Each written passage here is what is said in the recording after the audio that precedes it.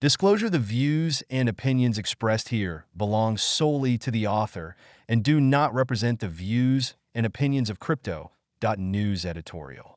In a recent statement at the World Economic Forum in Davos, Europol's executive director, Catherine DeBall, called on technology companies to cooperate with law enforcement by providing access to encrypted messages. DeBall argues that such cooperation is essential for maintaining public safety and combating crime in Europe. While her concerns about public safety are valid, her suggestion to override end-to-end encryption and diminish privacy rights raises critical questions about the balance between security and individual freedoms. DeBall likened access to encrypted correspondence to traditional police actions, such as enforcing entry into a locked house with a search warrant. According to her, the inability to access encrypted messages hampers law enforcement's ability to fight crime and protect democracy. However, this comparison is fundamentally flawed and oversimplifies the issue at hand.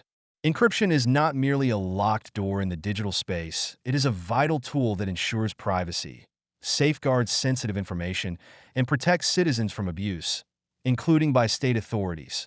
Privacy is not a secondary right that can be casually sacrificed for the sake of public safety. It is a cornerstone of democratic societies and underpins the very concept of individual freedom. The right to private correspondence ensures that citizens can communicate without fear of unwarranted surveillance or persecution. This right becomes even more critical in the face of authoritarian regimes, where privacy serves as the final bastion of resistance against oppression. While DeBall may have good intentions, her stance fails to account for the potential misuse of access to encrypted data. Today, the proposal might aim to target criminals, but tomorrow, it could enable mass surveillance and political suppression. History and current events provide ample evidence of how governments, even in democratic countries, can misuse surveillance powers.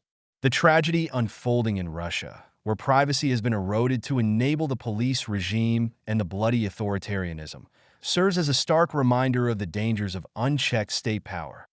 Ironically, privacy is not the antithesis of public safety, it is a prerequisite for it. When citizens feel secure in their private communications, they are more likely to engage in free speech, political activism, and other activities that strengthen democracy. Sacrificing privacy for short-term security gains undermines the long-term stability and resilience of democratic institutions. Law enforcement already has a wide array of tools to combat crime, including surveillance under judicial oversight, physical evidence collection, and undercover operations. While encrypted messages may occasionally hinder investigations, they are not the only avenue for gathering evidence. Effective policing does not rely on a single method, but on a comprehensive and balanced approach that respects individual rights. Beyond reading correspondence, the police have a large array of measures and tools to combat crime. While citizens have only one way to collectively resist tyranny: private communications. Once a backdoor to encryption is created, it becomes nearly impossible to control who uses it and for what purpose. Such backdoors are vulnerable to exploitation not only by governments but also by malicious actors, including hackers and foreign adversaries. The introduction of such vulnerabilities compromises the security of everyone, from ordinary citizens to critical infrastructure operators. Moreover, the argument that encryption enables criminal activities overlooks its broader societal benefits. Encryption protects sensitive data, such as financial transactions, medical records, and intellectual property. Weakening encryption would expose individuals and organizations to increased risks of cyber attacks and identity theft, creating a host of new security challenges. Oh no. Catherine DeBall.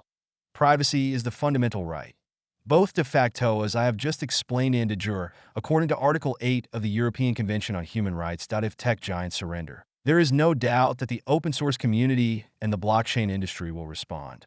Fully decentralized and encrypted chats will emerge. This response will be far harder to dismantle. For example, leveraging a blockchain network like Bitcoin would render any attempt to break it futile. If I were in their position, I would not dare. While accessing correspondence in many situations now is still a relatively straightforward task, in the future, it could become impossible.